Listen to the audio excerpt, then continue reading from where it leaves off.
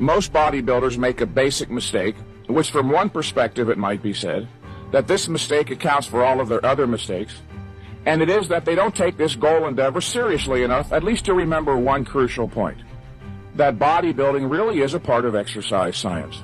The first thing one learns when studying exercise science formally in college is something that many already know, or are at least familiar with, and it is that the field of exercise science is divided into two fundamentally distinct branches, namely aerobic and anaerobic.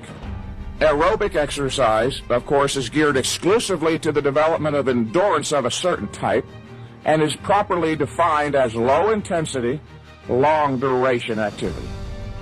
Bodybuilding is a part of the opposite branch, anaerobic. Anaerobic exercise is not geared ordinarily to the development of endurance. Instead, anaerobic exercise is geared to the development of strength, muscular size, and speed, and is properly defined as high-intensity, short-duration activity.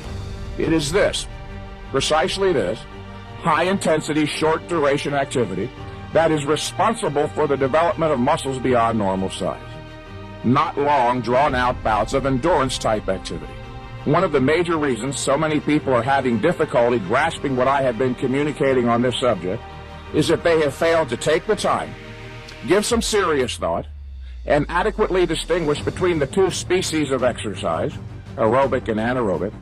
Remember, they are literally opposites and have to be regarded thusly. Where it may be appropriate to train aerobically 3 times a week for up to an hour or more, as the goal is to increase one's endurance, which means the capacity to do more and more work, such is not proper with the opposite, anaerobic, precisely because it is the opposite. They are opposites with opposite approaches for each required. We are beginning to see that where again it may be appropriate to train aerobically, where the physiologic stresses are quite low, for 3 or 4 times a week for an hour or more, that with high intensity anaerobic weight resistance exercise, where the stresses are literally almost infinitely greater, only 3 to 6 workouts a month for 15 to 20 minutes each proves most productive. Occasionally, when I sign up a new training client locally in Venice, California, where I conduct my personal training business, the client, by the end of the first workout, will look at his watch and remark, "Well, Mr. Mentzer, that was only 20 minutes. I feel like I can do a lot more." And my stock reply to such has become, "Well, sir, if I'm to take your statement at face value, I would have it that you'd like to have me train you until you can't do anymore, and you have to leave the gym in an ambulance."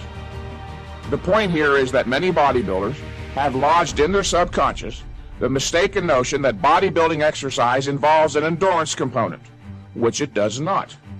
Bodybuilding has little or nothing to do with endurance. Many bodybuilders today still seem to be operating on the notion that their purpose is to go into the gym to see how many sets they can do or discover how long they can endure. And this is erroneous because bodybuilding is not aerobic.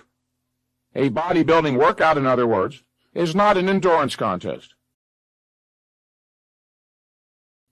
Your purpose is not to go into the gym to see how tough you are, how much work you can perform, or how long you can endure. Your actual, literal purpose as a bodybuilder is to go into the gym and intelligently do what nature requires to trigger the growth mechanism into motion, then get the hell out, go home, rest, and grow. So what if your workouts only take 20 minutes? So what? Bodybuilding training literally has nothing to do with endurance. I am often amazed by the Sisyphean efforts of bodybuilders who are willing to train for hours a day, every day for months and years, with literally little or nothing to show for their efforts.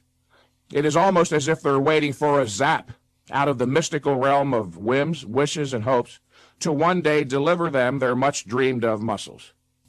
If you are such an individual, wake up and stop wasting your time. If your present program hasn't been yielding progress for weeks, let alone months or years, it isn't going to start doing so tomorrow. Presumably your life is sacred, and the achievement of your goals is of great value significance. It is important, having set a goal, that you successfully achieve it, as the implications to your confidence, happiness, and self-esteem are crucial. with a properly conducted heavy-duty, high-intensity training program, you will grow stronger and larger literally every workout until you reach the upper limits of your muscular potential.